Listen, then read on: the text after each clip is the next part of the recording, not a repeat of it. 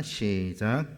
주의 말씀은 내 인생의 빛입니다. 주의 말씀은 내 삶을 변화시킵니다. 오늘도 주의 말씀에 마음의 문을 엽니다. 말씀하여 주옵소서. 듣고 깨닫고 말씀대로 살겠습니다. 아멘.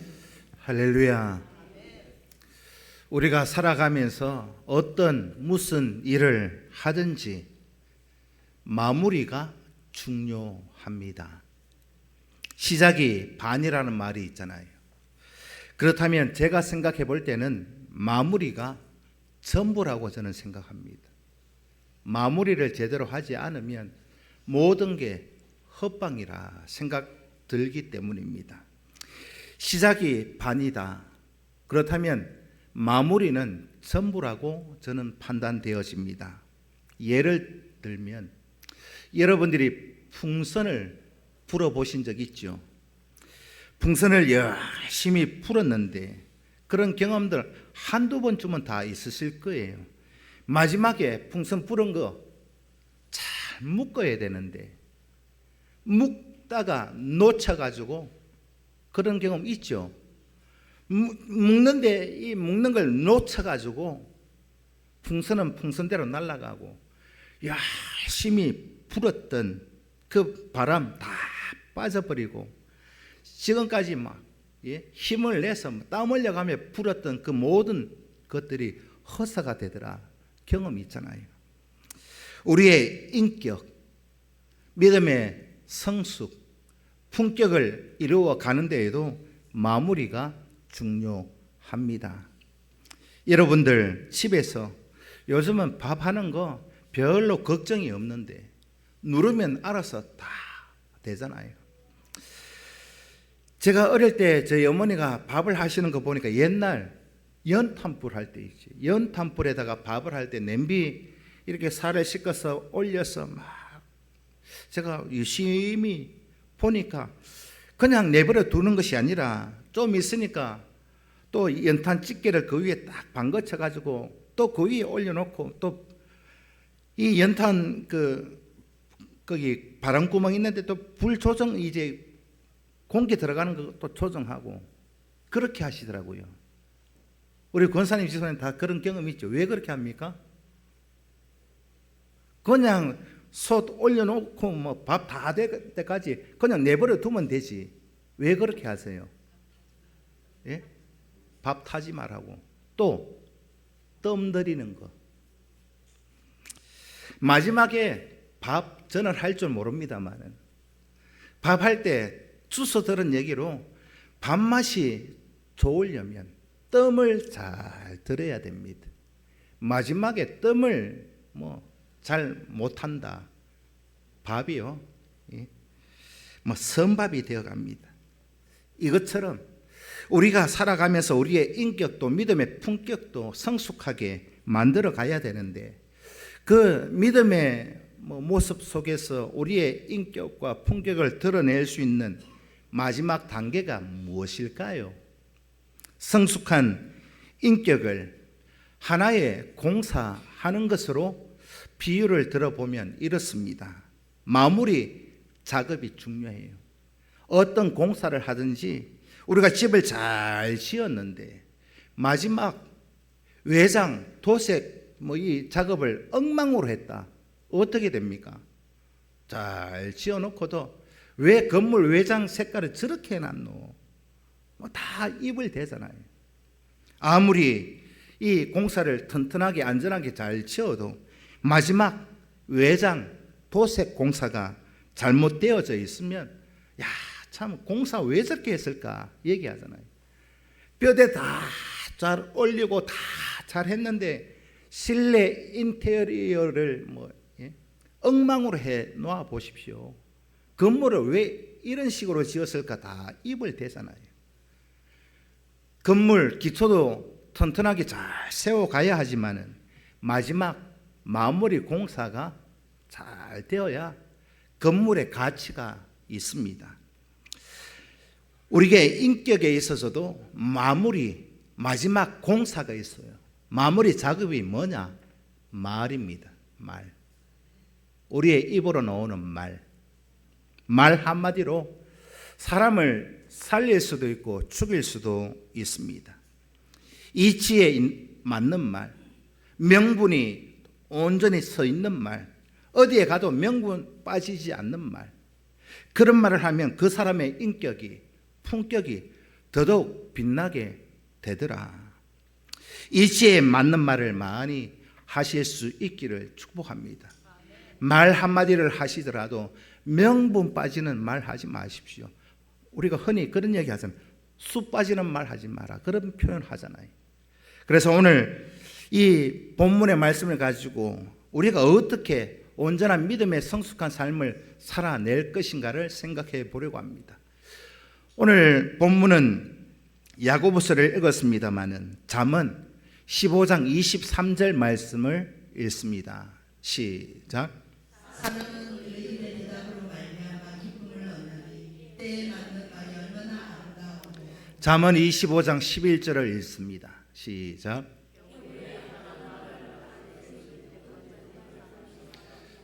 이치에 맞는 말이 경우에 합당한 말, 수 빠지지 않는 말이 경우에 합당한 말, 그렇게 말할 수 있습니다. 그래서 오늘 야고보서 3장 본문의 말씀도 말의 중요성에 대해서 그렇게 기록해 놓았습니다. 특별히 1절, 2절의 말씀을 보면 혀를 잘 다스려라 합니다. 1절은 특별히 가르치는 자들, 앞선 자들, 선생된 자들, 그들에게 엄중히 경고하고 있죠. 선생된 우리가 더 큰 심판을 받을 줄 알라 하셨습니다. 야고보는 자기 자신을 포함해서 앞에서 가르치는 선생된 우리가, 다르게 표현하면 앞선 자들이 우리가 더 큰 심판을 받을 줄 알아라 하셨습니다. 그렇기 때문에 함부로 선생되지 말라 하셨습니다. 왜 이렇게 경고하고 있습니까? 말을 하는 사람에게 이 말에 대한 책임이 분명히 따르기 때문입니다. 자기가 한 말은 자기가 책임져야 합니다. 자기가 이런 말 해놔놓고 나중에 말한 사람에게 책임이 이렇게 돌아오면 엉뚱한 말 하는 사람들이 있잖아요. 이걸 유체 이탈 화법이다 말합니다. 이런 말 해놔놓고 자기에게 좀 책임이 돌아오면 엉뚱한 그런 말 하는 사람. 자기가 말을 했는데 남의 얘기하듯이 자기는 아무 관계 없는 것처럼 말하는 사람을 유체 이탈, 그렇게 합니다. 책임감이 없다는 거죠. 말이라고 하는 것은 어떤 말을 하든지 책임을 져야 합니다. 그래서 선생되지 말라. 말에는 책임이 따른다. 그렇게 기록해 놓았습니다. 만약 여러분들이 어떤 모임을 할 때 회사에서든 어디에서든 회의하는 그 자리에서 그 대화가 녹음이 된다 하면 여러분 어떨까요? 누구하고 대화를 할 때 녹음을 하고 있다. 그러면 말을 함부로 못합니다. 왜? 녹음이 되니까. 농담도 못해요. 여러분들이 녹음이 되니까 요즘 말로 하면 빼도 박도 못합니다. 빼박이라 이렇게 얘기합니다. 왜? 녹음이 되어 있어서 증거 자료가 있으니까. 그것처럼 말 한마디 한마디에 굉장히 녹음이 된다 하면 제가 신경을 써요. 저도 그래요. 굉장히 수 안 빠지려고, 명분 빠지는 말 안 하려고 그렇게 노력합니다. 여러분들이 지금까지 지내오시다가 콜센터에 전화해 보신 적 있죠? 삼성, LG 서비스 부르려고 전화하거나 보험회사에 접수를 하려고 전화를 하면 어김없이 나오는 멘트가 있습니다. 첫 번째, 폭언을 하지 마십시오. 상담하는 그 상담 받는 그 상대방에게 폭언을 하지 말라. 두 번째 따라 나오는 것이 녹음이 된다. 안내를 하고 있습니다. 이 안내가 왜 나올까요? 말 함부로 하지 마라 이 말입니다. 회사에서 고객들에게 말 함부로 하지 마시오. 나중에 형사상의 책임을 물을 수 있다. 이 말이 녹음된다는 경고 안내입니다. 예수님께서는 콜센터에 우리가 전화할 때 나오는 음성 녹음된다고 하는 그 경고보다 더 심각한 경고의 말씀을 주셨습니다. 마태복음 12장 36절 37절을 읽습니다. 시작.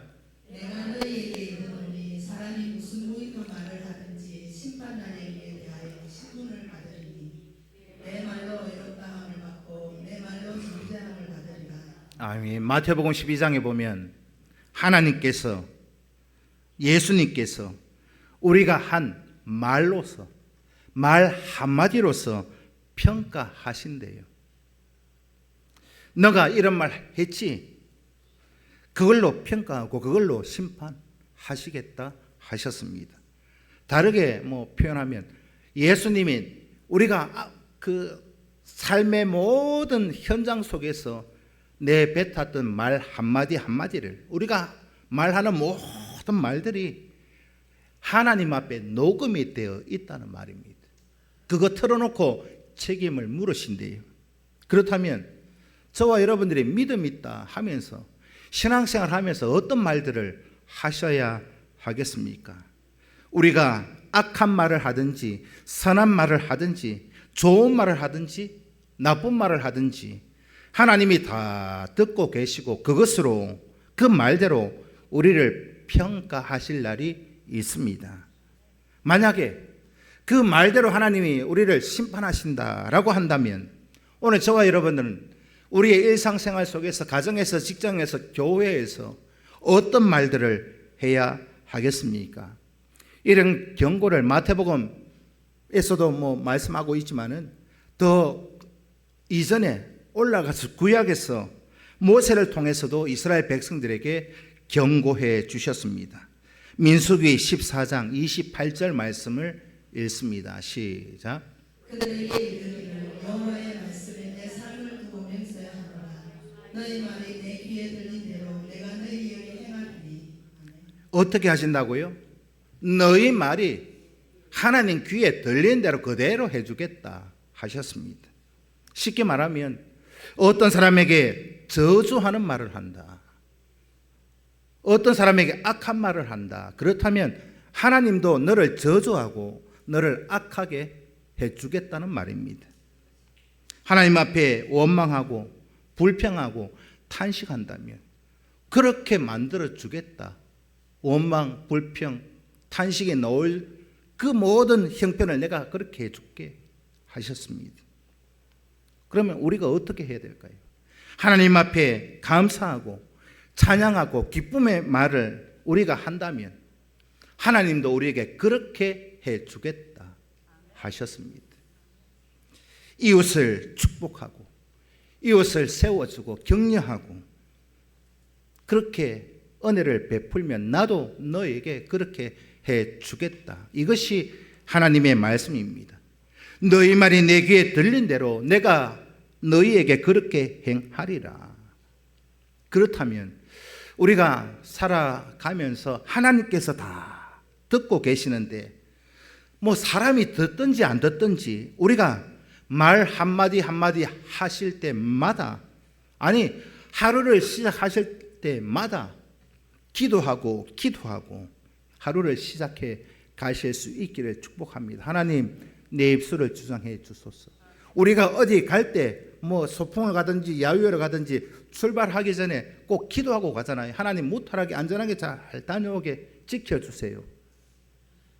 내 입이 내 혀가 조절이 안 된다.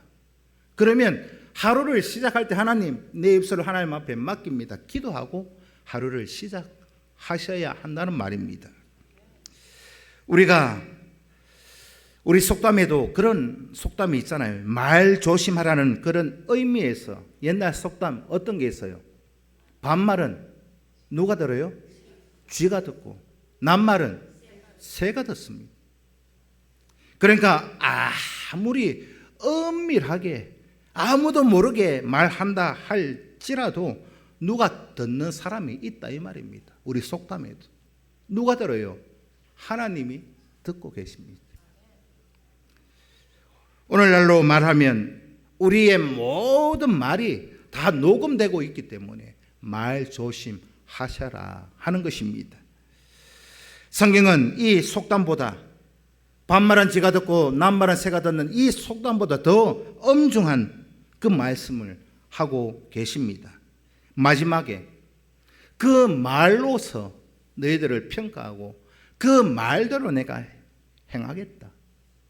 하나님이 다 듣고 계시고 너희가 말한 거 내 귀에 들린 대로 다 너희에게 응답해 주겠다. 두렵지 않습니까? 나에게 이루어지기를 원하는, 내가 원하는 그 모든 것들이 하나님 귀에 들려질 수 있도록 여러분들의 마음과 생각과 말을 그렇게 고백하실 수 있기를 축복합니다. 내가 원하는 것, 내가 바라는 것대로 그 누구를 만날지라도 내가 받고 싶은 거 있죠. 내가 원하는 것, 그걸 얘기하십시오. 예? 남 비방하고 저주하고 막 그게 나한테 반사돼서 온다니까요. 다른 사람에게 사랑의 말을 하고 위로의 말을 하고 격려하고, 그래서 내가 말한 그대로 하나님이 나를 위로해 주시고 하나님이 나를 세워주시고 격려해 주시는 은혜가 있기를 축복합니다. 우리 지체 중에서 마지막까지 통제하기 가장 힘든 지체가 뭐냐? 오늘 본문 2절에서 말씀하고 있지요. 우리는 다 실수가 많아요. 실수 안 하면 좋은데 실수하고 나서 후회하잖아요. 인정하십니까? 왜 그때 내가 그런 말을 했을까? 왜 그때 내가 그런 행동을 했을까? 실수가 많아요. 그런데 무엇이라고 말씀하고 있습니까? 오늘 야고보서 3장 2절 말씀을 읽습니다. 시작. 우리가 다 실수가 많으니 만일 말에 실수가 없는 사람은 곧 온전한 사람이라 능히 온몸도 굴레 씌우리라. 특별히 오늘 2절에서는 말에 실수가 없는 사람이라면 나머지는 다 통제할 수 있다, 그 말입니다. 내 입에 혀만 내가 통제할 수 있다면 모든 것 다 통제할 수 있어요. 자기 몸을 훈련시키는 마지막 단계가 무엇입니까? 그게 말이에요. 말. 자기 몸을 훈련시키는 마지막 단계가 말입니다. 내 믿음이 어떤가 나타나는 게 말로 나타나는 거예요. 말에 실수가 없을 정도면 다른 것은 다 완성되어져 있는 믿음의 분량을 소유했다, 그렇게 판단할 수 있습니다. 혀를 통제할 능력이 있다면, 내 입술을, 내 말을 통제할 수 있는 능력이 있다면 다른 지체를 통제하는 거예요. 흔히 우리가 하는 말로 식은 죽 먹기보다 쉽습니다.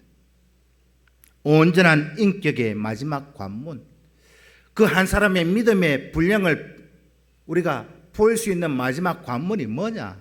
말입니다. 아멘 좀 해보겠습니다. 우리가 실컷 하나님을 찬양하고 기도하고 신앙생활 하다가도 말에 실수가 있으면요, 헛방이에요. 모두가 헛사가 되어지는 겁니다. 그 사람의 인격, 결함투성이에요. 뭘 보고요? 말하는 거 보고. 혀에 이 모든 그 말하는 것이 훈련이 되지 않으면, 말이, 그런 분들 있잖아요. 천방지축 어디로 뛸 줄 모르는 그런 사람, 결함투성이다 보면 됩니다. 어떤 결함요? 믿음에 굳게 서 있지 못하구나, 저 사람 믿음 없구나, 그렇게 나타나지는 게 말입니다. 말이 훈련되지 않으면 그 사람의 인생은 다르게 표현하면 불량품 인생이다, 저는 그렇게 봅니다. 잠언 11장 9절 말씀을 읽습니다. 시작. 악인은 입으로 그의 이웃을 망하게 하여 의인은 그의 지식으로 말미암아 구원을 얻으리라. 잠언 18장 6절 7절 읽습니다. 시작. 미련한 자의 입술은 다툼을 일으키고 그의 입은 매를 자청하느니라. 미련한 자의 입은 그의 멸망을 되고 그의 입술은 그의 영혼의 거물이 되느니라. 말이 가져다 주는 해악이 얼마나 큰지 미련한 자의 입술은 가는 곳마다 다툼을 일으킨다 하셨습니다. 그리고 그렇게 다툼을 일으키는 그 사람에게는 뭘 해요? 매를 자청한다. 야, 매 번다 그러잖아요.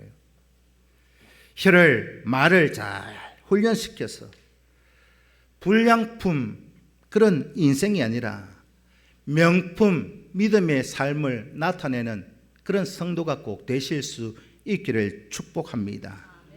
3절로 마지막 12절까지의 말씀은 이 말의 위험성을 기록해 놓았습니다. 혀, 이것을 통해서 이 말이 나타날 때 이 혀를 잘 사용하기에 따라서 완전히 달라지는 것을 봅니다. 우리가 중요한 물건일수록 사용하기에 따라서 완전히 달라지는 것을 봅니다. 돈도 그렇고 중요한 것일수록 사용하기에 따라서 그 가치는 있을 수도 있고 떨어질 수도 있어요. 서기에 따라서 죽일 수도 있고 살릴 수도 있는 것이 말입니다. 잠언 18장 21절 말씀을 읽습니다. 시작. 주목하는 것이 혀의 힘에 달려나니 혀에 쓰기 좋아하는 자는 혀에 매를 맺으리라. 죽고 사는 것이 어디에 달려 있어요? 말에 달려져 있습니다. 그러면 우리가 이 혀를 잘 사용하면 산다는 말이잖아요. 유용한 도구가 될 수 있다는 말입니다. 그래서 우리 옛날 속담에 말 한마디 잘하면 천냥빚을 갚는다 했지 않습니까? 말 한마디 때문에 천냥빚을 갚는다. 얼마나 그 혀가 유용한 도구가 된 것입니까? 혀, 작은 것을 잘 활용해서 큰 것, 이 천냥빚을 갚았다. 요즘 가치로 얼마 될지 모르겠습니다만 누구에게 1억을 빌렸어요. 10억이 될지 100억이 될지는 모르겠습니다만 천냥이라는 가치가, 여러분들이 누군가에게 1억을 빌렸는데 내가 말 한마디 잘 해서 1억을 탕감받았다. 요 혀가 얼마나 유용한 도구가 되었습니까? 큰 것을 움직이는 비유를 오늘 본문은 달리는 말, 재갈을 물리는 것으로 그렇게 표현해 놓았습니다. 말 타고 가는 사람들 뭘로 말을 이렇게 운전합니까? 고삐 하나로, 고삐 하나로 통제를 합니다. 그리고 배를 움직이는 거 뭐가 움직여요? 배의 키, 그게 움직인다 하셨습니다. 바다를 향해 하는데 그 큰 배를 무엇으로 움직입니까? 선원이 내려가가지고 일일이 사람의 인력으로 움직인다고 한번 생각해 보십시오. 움직일 수 있어요? 없어요. 그 큰 배를. 작은 것을 잘 활용하면 이렇게 효과적이고 큰 능력을 이룰 수 있음을 말씀하고 있는 겁니다.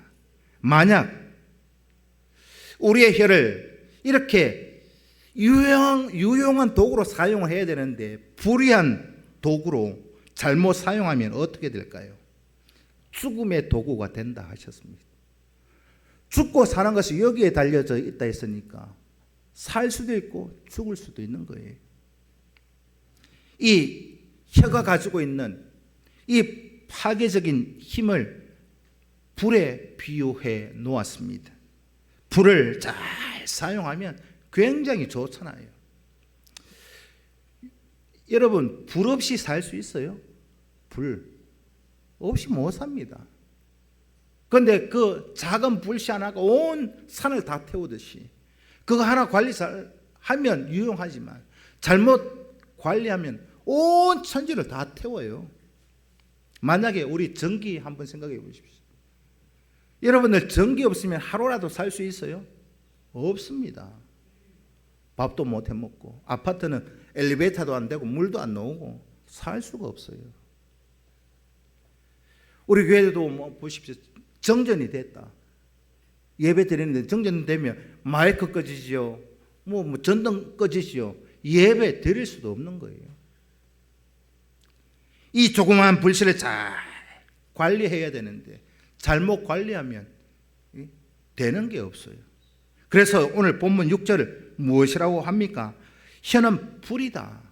인생의 수레바퀴를 다 불사른다 하셨습니다. 인생 전체를, 말 한마디 때문에 인생 전체를 다 불태울 수 있다. 그렇다면 우리는 이 말 한마디를 잘 해야 할까요? 그냥 해야 할까요? 어떻게 하셔야 됩니까?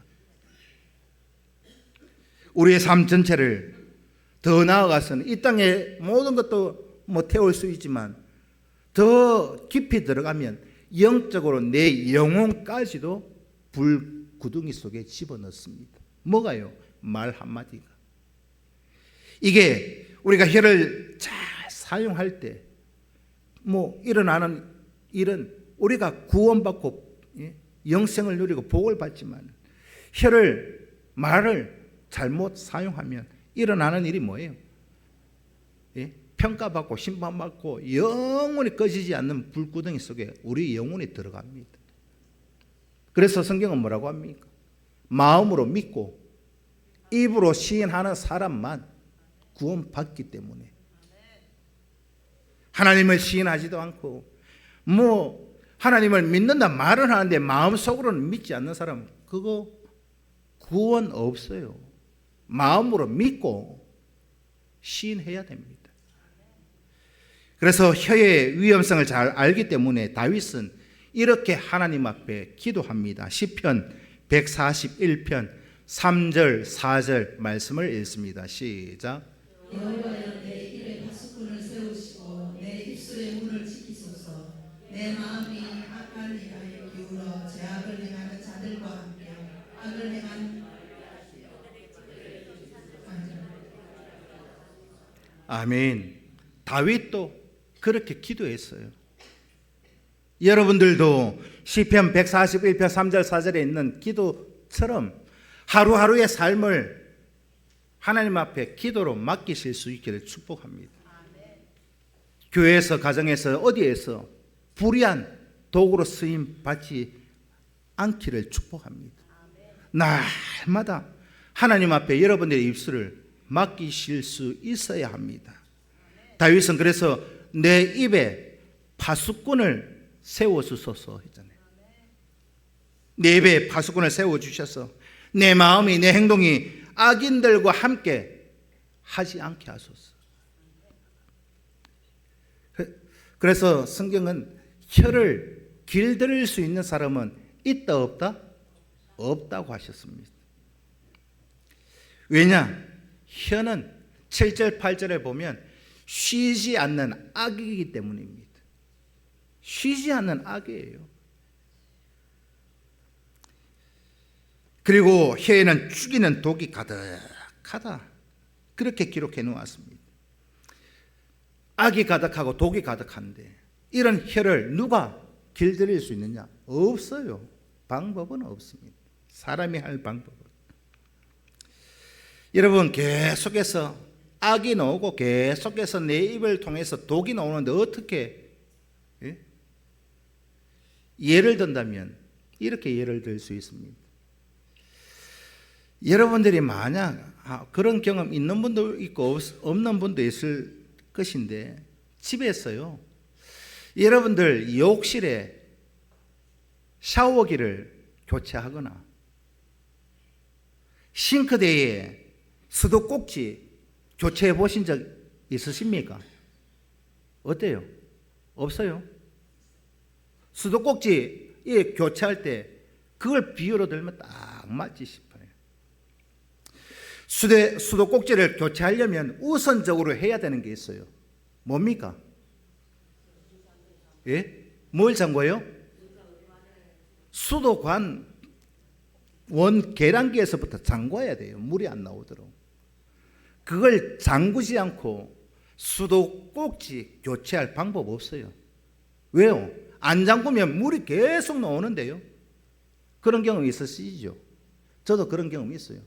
요것 정도 이거 계량기 안 잠그고도 내 할 수 있겠다 싶은데 밸브 열어놓고 막 이렇게 수도꼭지 작은 거 하나라도 교체해 보려고 하면은요, 교체도 못하고 물은 물대로 다 뒤집어 쓰고 교체도 못해요. 저는 그런 경험이 있습니다. 바로 그와 같은 거예요. 내 입에서 계속 악이 나오고 독이 나오는데 날 통해서 내 혀를 다스리고 내 혀를 훈련한다? 안 됩니다. 시도 때도 없이 나쁜 말이 나오고 막 악한 말이 나오는데, 혀는 쉬지 않는 악이고 독이기 때문에 이걸 여러분 잠그지 않고서는 길들일 방법이 없어요. 또 혀에는 죽이는 독이 가득하다, 그렇게 기록해 놓았는데, 저와 여러분들의 어떤 힘과 능력으로는 혀를 길들일 수가 없습니다. 다르게 표현하면 뭘 잠궈야 돼요? 뭘 잠궈요? 마음을 잠궈야 돼요. 여러분들의 악한 마음을 잠궈야, 독이 들어가 있는 그 마음을 잠궈야 길들일 수 있어요. 바꿀 수 있다는 말입니다. 인간의 마음이 바뀌지 않고서는 혀를 길들일 수 없습니다. 마음에 악이 가득하고 독이 가득한데 좋은 말이 나올까요? 안 나와요. 수도꼭지 바꾼다고 상수원에 예를 들면 그런 거예요. 저 수도 사업소에 경산 계양동 가면 수도 사업소 있잖아요. 거기 물이 받쳐져 있는데 거기에 독을 막 갖다 부어놨어요. 수도꼭지 바꾼다고 여러분들 그 물 마실 수 있어요? 못 마십니다. 맑은 물이 안 나온다는 말입니다.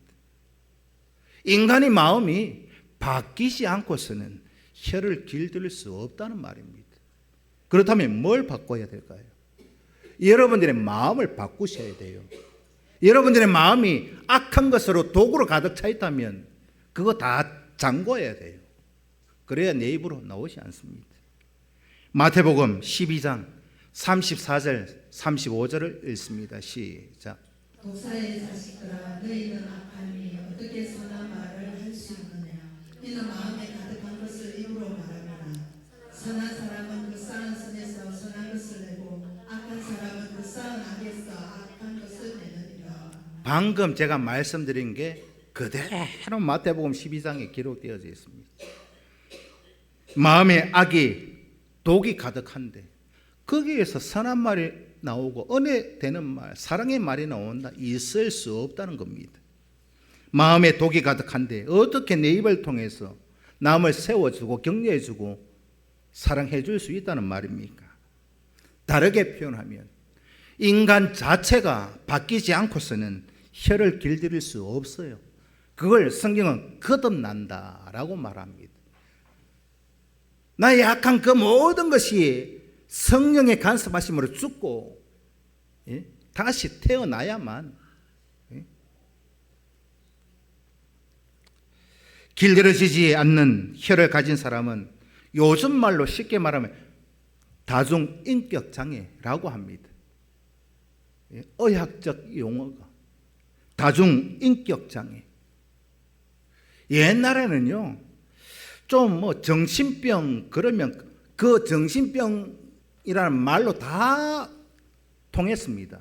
근데 요즘은 정신병이라는 말을 잘 안 쓰잖아요. 알아먹지도 못하는 조현병 무슨 병.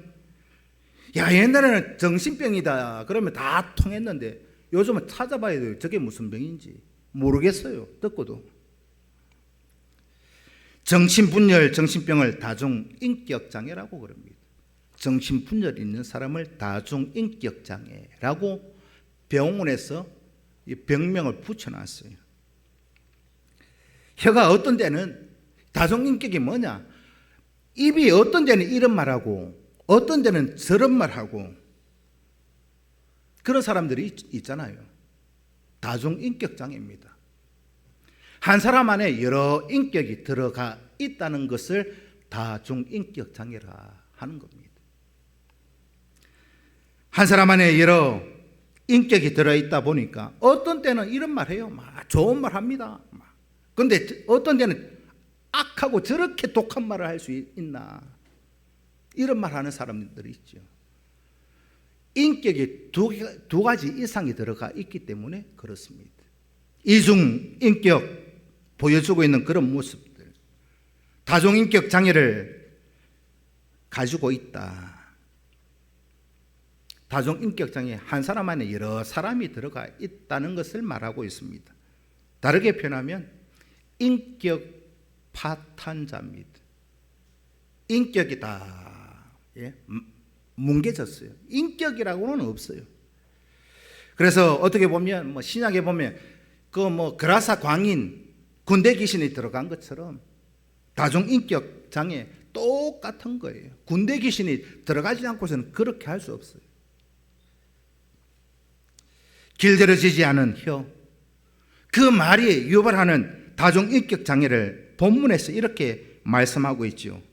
한 입으로는 하나님을 찬송하고 한 입으로는 하나님의 형상대로 지음을 받은 사람을 저주합니다.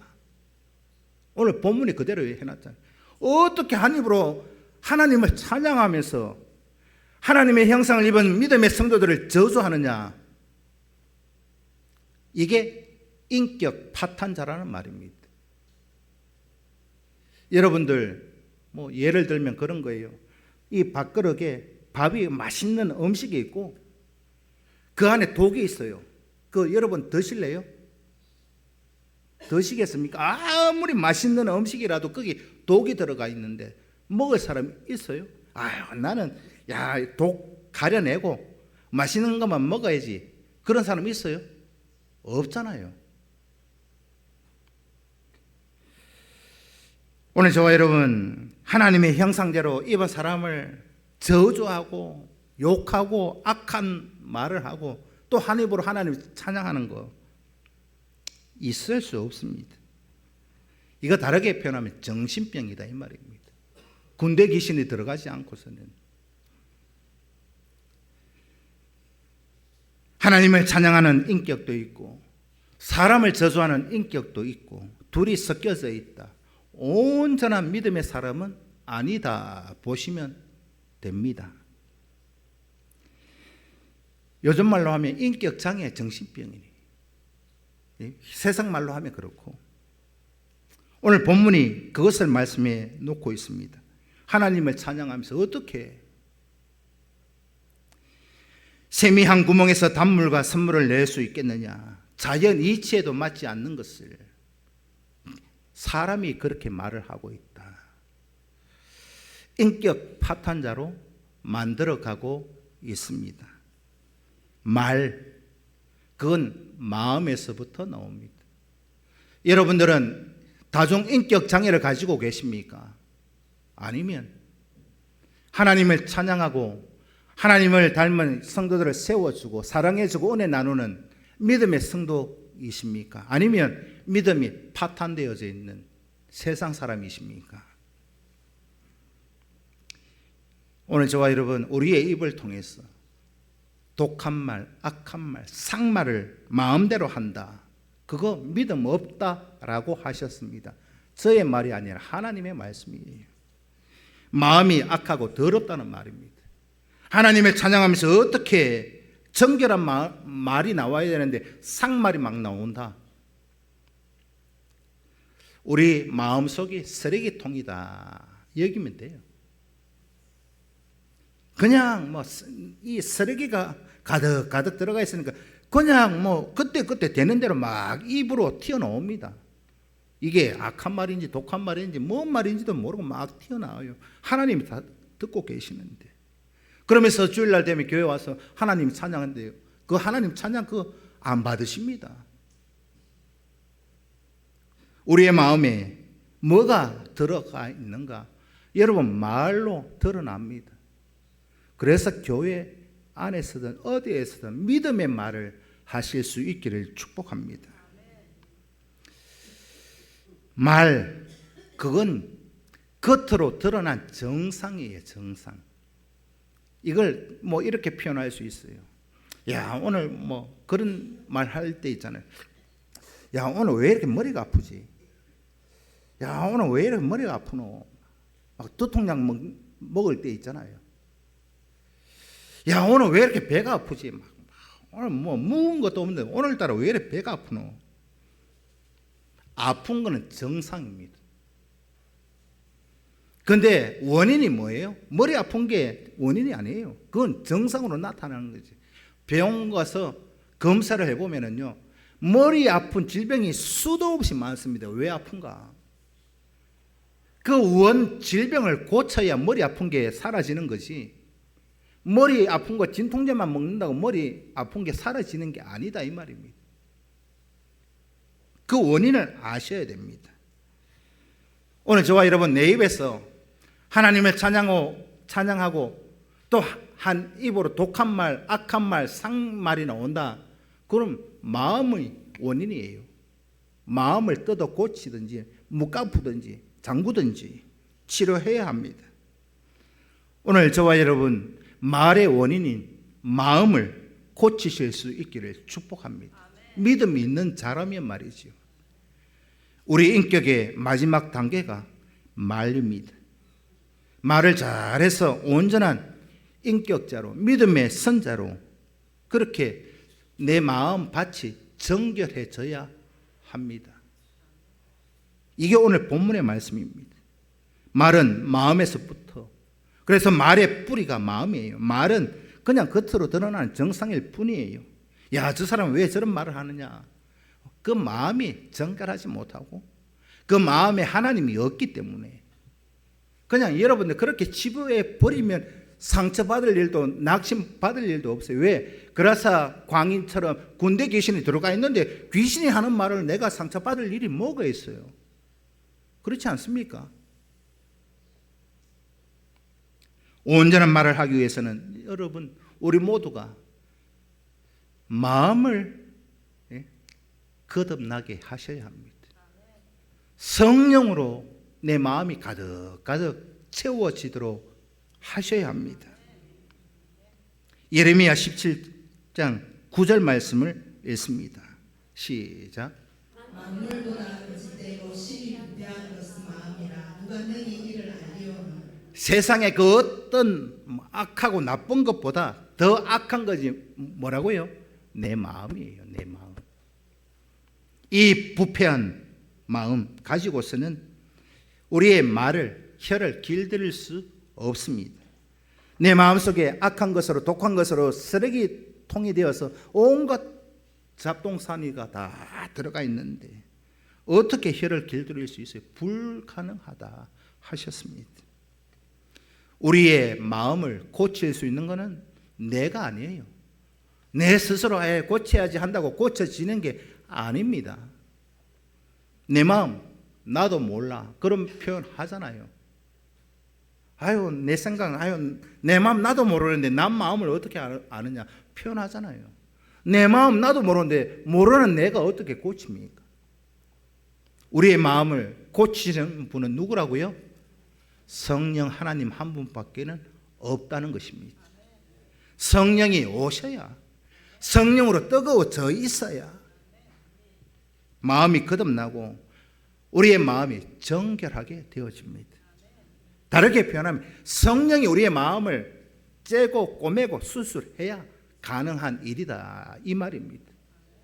에스겔 36장 26절 27절 말씀을 읽습니다. 시작. 또 새 영을 너희 속에 두고 새 마음을 너희에게 주되 너희 육신에서 굳은 마음을 제거하고 부드러운 마음을 줄 것이며 또 내 영을 너희 속에 두어 너희로 내 율례를 행하게 하리니 너희가 내 규례를 지켜 행할지라. 아멘. 이 에스겔 36장의 말씀이 그거예요. 성령이 오셔서 나를 수술해 줘야 됩니다. 아멘 좀 해보시죠.